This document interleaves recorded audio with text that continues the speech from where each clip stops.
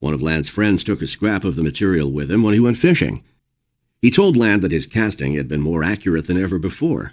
Peering through the polarizing plastic had eliminated the reflection of the sky on the surface of the stream, enabling him to see the fish underwater. Land's polarizer could thus transform the way sunglasses functioned, and the obvious customer for this application was American Optical, a leading manufacturer located outside Boston. Eastman Kodak was also interested in the potential for Polaroid's use in sunglasses. Kodak's Fordyce Tuttle, with whom Land had been working on the photographic filter, by this time known as Polascreen, expected to go with Land to discuss the idea with American Optical. Even before the deal for polarized camera filters with Eastman Kodak was finalized, Julius Silver and Tuttle had discussed prices and quantities for sunglass production with Kodak. But Wheelwright had contacts at American Optical that would enable Land to approach the company without any help from Kodak, and so Land opted to go it alone. The eventual meeting with American Optical provided Land with a chance to showcase his evolving ability to make dramatic and persuasive demonstrations, a talent that later in life would lead to his being described as part thespian and part Barnum. Described as a dark-haired young man of 25 who looked as though he might be interested in tennis and dancing, Land arranged to meet a representative of American Optical at the Copley Plaza Hotel in Boston in late July 1934. He rented a room on the sunny side of the hotel and arrived carrying nothing but a bowl full of goldfish.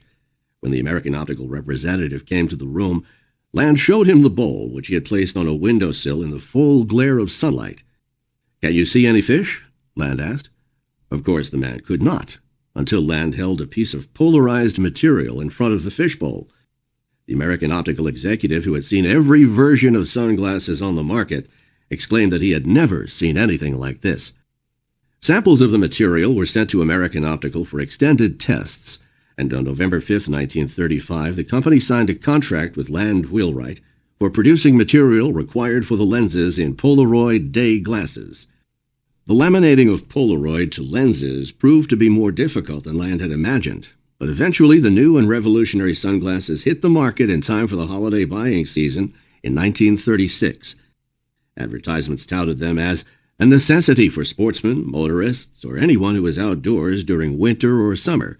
With Polaroid sunglasses, you will see no glare when looking at water, sand, snow, highly polished automobile bodies, macadam roads, or any shiny surface.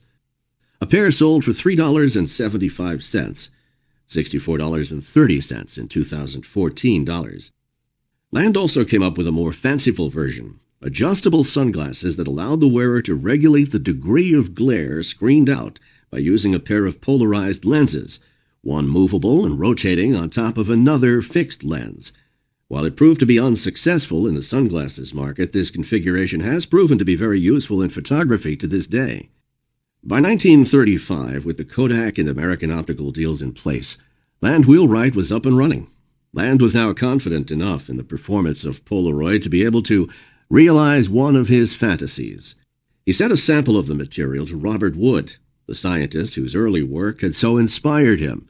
Wood conducted experiments on it that confirmed its polarizing properties, a triumphant validation for Land. Although Land continued to pursue other potential markets for polarizing material, including its use to make brighter and clearer advertising displays, he remained focused on getting the automobile industry to adopt the technology. He faced formidable competition from the Chubb Group, Polarized Lights, as they both aggressively pursued deals with Ford, General Motors, General Electric, Pittsburgh Plate Glass, Chrysler, and others. Kodak, still interested in exploring the automobile market in concert with a glass manufacturer, continued to talk to Chubb as well as to Land. Chubb himself called Kodak's Kenneth Mies in March 1935 to find out about the scope of its arrangement with Land Wheelwright. Mies assured him that it was limited to the photographic field. In June, Kodak even supplied Chubb with some samples of the photographic filter it was making under license from Land's company. Despite these efforts, the automobile companies were in no hurry to make a deal with either of the contenders.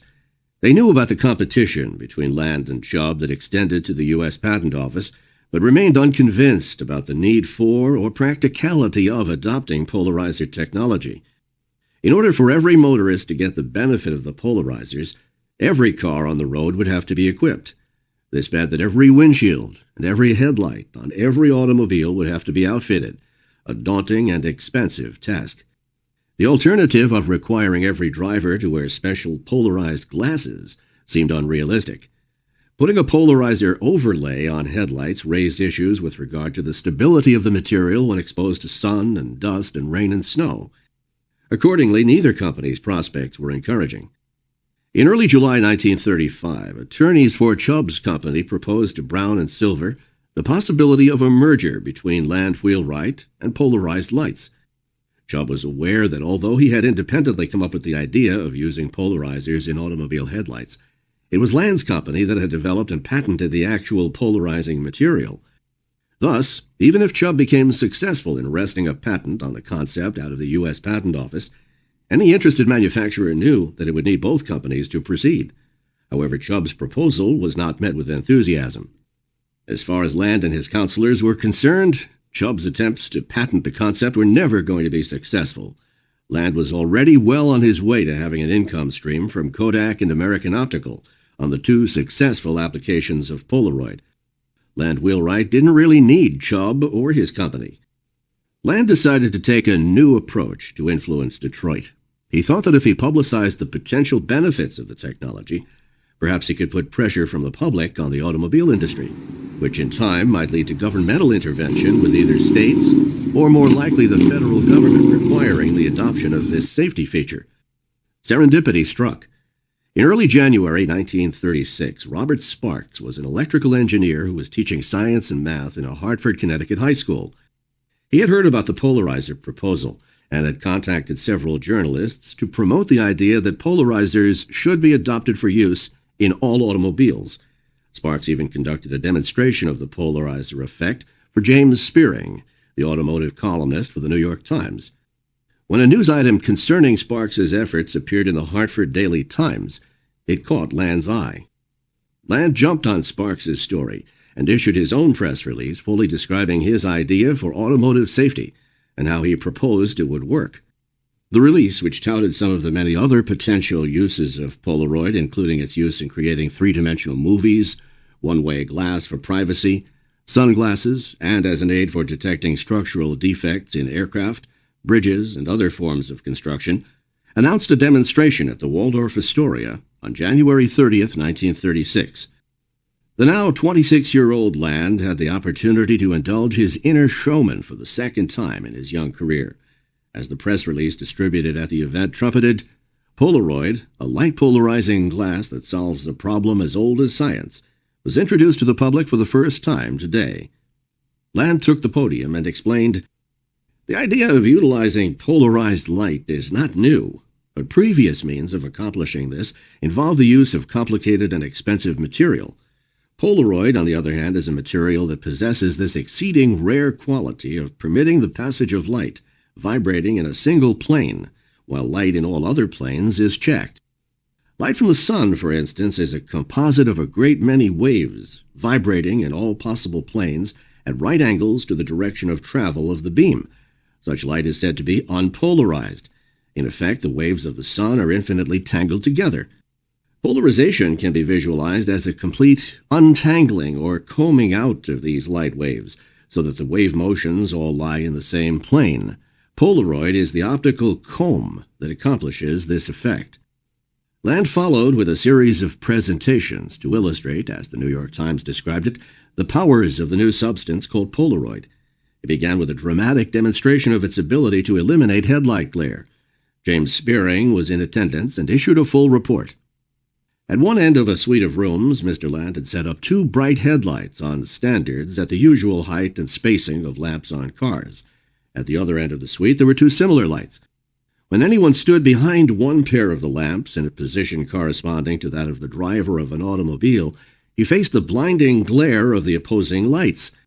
The lenses of both sets of lights had been polarized, but this was not noticeable to the unprotected eye. They seemed to shine with the same terrific brilliance that every driver of an automobile has to fight on the road at night. When the man in the driver's position held a piece of polarized glass in front of his eyes, however, the opposing headlights virtually went out. There wasn't the slightest glare from them, and the headlights of the hypothetical driver's car illuminated clearly all furniture and floor ahead of him. Standing there, easily seeing everything out front, with no fierce attack of light on the eyes, one could not help wishing that he were on the road, enjoying the pleasure of nocturnal driving that nowadays can only be imagined, while one suffers the pain of the actual experience. As impressive as this demonstration was, the thrill of the event came later. George Wheelwright handled this part of the presentation and explained how the magic of three-dimensional movies could be achieved using their special material. According to an observer, when Polaroid was applied to the motion picture, observers were ushered into a seemingly living fairyland of forms and colors, with two projectors operating in unison on a single screen. The pictures, when one viewed them through special spectacles, took on all the semblances of real life.